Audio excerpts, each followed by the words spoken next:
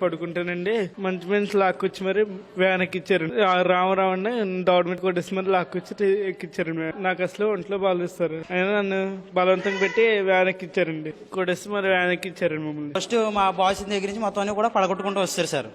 మేము ఎక్కట్లేదని చెప్పేసి మమ్మల్ని అందరినీ ఈడ్చుకెళ్ళిపోయి కొట్టేసి ఎలా పడితే అలా చేసి మమ్మల్ని వ్యాన్లకైతే తోస్తారు సార్ బలవంతంగా. మేము అందరం కూడా బ్లైండ్ ఉన్నాం సార్. బ్లైండ్ వాళ్ళని కూడా కొట్టారు సార్. మా ఫ్రెండ్ అయితే దౌడ మీద కొట్టారు సార్. నన్నైతే ఈడ్చుకుంటూ వెళ్ళిపోడు సార్. పిల్లలందరూ అనియా ఇలా పెద్ద వ్యాన్ వచ్చింది అని చెప్పారు సార్. అలాగని నేను పారిపోదాం అనుకుని వాష్రూమ్స్ దగ్గర పరిగెట్టబోతుంటా సార్. నలుగురు వచ్చి మొత్తం 7 నన్ను లాక్కెళ్ళిపోయారు సార్. అయితే నేను పడిపోతే సుత్తు కూడా అట్టుకున్నా నన్ను లాక్కెళ్ళిపోయారు సార్.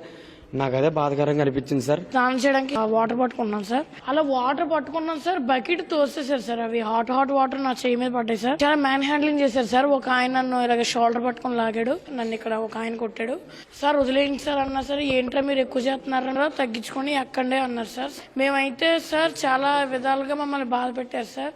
బస్సులో ఎక్కినా కూడా సార్ మమ్మల్ని ఇంకా అలాగే తోసేసారు సార్. వదిలేయండి సార్ అన్నారు సార్. మీకు తోసేస్తే వాళ్ళు కూడా అంటారు, ఈ చట్టం అంటారు.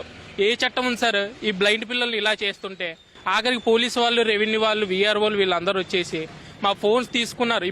నన్ను కూడా ఇదిగోండి కొట్టేసి తీసుకెళ్లిపోయారు సార్. ఇక్కడ ఉండేది కళ్ళేని పిల్లలు, చెవిటి మూగ పిల్లలు, అనాథ పిల్లలు. సెలవులు వచ్చినా గానీ ఎక్కడికి వెళ్ళలేని స్థితిలో ఉన్నారు. వీళ్ళందరినీ ఏం చేయాలనుకుంటుంది ప్రభుత్వం నాకేం అర్థం అవ్వట్లేదు. చాలా భయంతోంతులు చేసేసి పిల్లల్ని టిఫిన్ కూడా తినకుండా కళ్ళేని పిల్లల్ని ఈడ్ చేసి లాగేసి తీసుకెళ్లి అందరూ పడేశారండి.